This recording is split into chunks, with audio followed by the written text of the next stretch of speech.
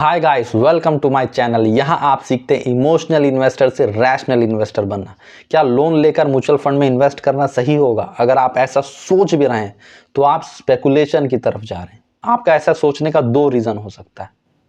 पहला ये कि आप ये सोच रहे होंगे कि एसआईपी में तो बहुत छोटा छोटा अमाउंट जाता है, अगर लम सम मैं बैंक से लोन लेता हूँ और उसे इन्वेस्ट कर देता हूँ तो 6 महीने बाद अगर मार्केट ऊपर गया 20% 25%, तो मुझे बढ़िया प्रॉफिट होगा, मैं उस इन्वेस्टमेंट को बेच दूंगा और यहाँ लोन भी क्लोज कर दूंगा।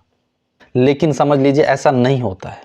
आप लोन लेकर इन्वेस्ट कर देते हैं, मार्केट नीचे चले जाता है, आपका जो इन्वेस्टमेंट है वो तो लॉस में दिखेगा, साथ ही साथ आपको यहाँ ईएमआई भी लगातार पटाना पड़ेगा। तो ये कितना स्ट्रेसफुल सिचुएशन हो जाएगा।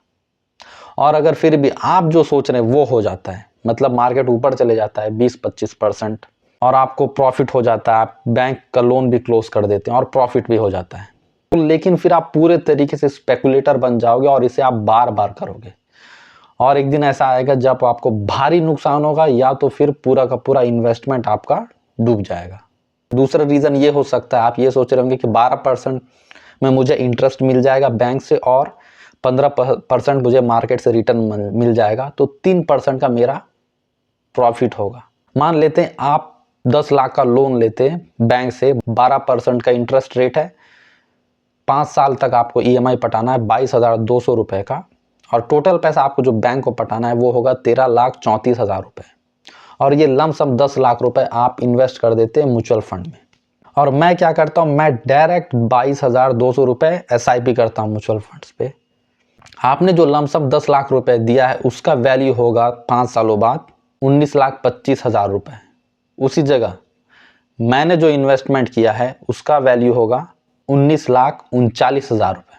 आपको जो प्रॉफिट होगा वो होगा 5,91,000 रुपये, क्योंकि 13,34,000 तो आपको बैंक को ही देना पड़ गया। और मुझे जो प्रॉफिट होगा वो होगा 6,05,000 रुपये। तो यहाँ पर भी मैंने 14,000 रुपये आपसे ज़्यादा कमाया है डायरेक्ट एसआईपी करके।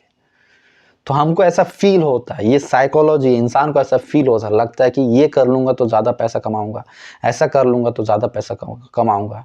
इसको आप सिंपल रखिए एकदम, और मार्केट को प्रेडिक्ट नहीं किया जा सकता, आप ये समझ लीजिए। और आप जो भी काम अभी करते हैं वहाँ से आप इनकम कैसे बढ़ा सकते हैं, मंथली इनकम। अगर आप आईटी कंपनी में काम करते हैं तो जॉब स्विच करके आप अपना सैलरी बढ़ा सकते हैं, या फिर अगर आप डॉक्टर है, सर्जन है, जो भी आप करते हैं तो आप अपना जॉब चेंज करिए या अपना स्किल डेवलपमेंट करिए और उससे आप अपना इनकम, मंथली इनकम बढ़ाने का सोचिए और वहाँ से आप ज़्यादा पैसा इन्वेस्ट करने का सोचिए, तो उससे ज़्यादा अल्फा जनरेट होगा। आशा करता हूँ इस वीडियो से क्लियर हो गया होगा कि म्यूचुअल फंड में या शेयर्स में बिल्कुल भी लोन लेकर इन्वेस्ट नहीं करना है आपको। अगर आप भी म्यूचुअल फंड में इन्वेस्ट करना चाहते हैं तो मैं एक AMFI registered mutual fund distributor हूँ, आप मुझे कॉन्टैक्ट कर सकते हैं। साथ ही मैं टर्म इंश्योरेंस और हेल्थ इंश्योरेंस भी प्रोवाइड करवाता हूँ, उसके लिए भी आप मुझे कॉन्टैक्ट कर सकते हैं।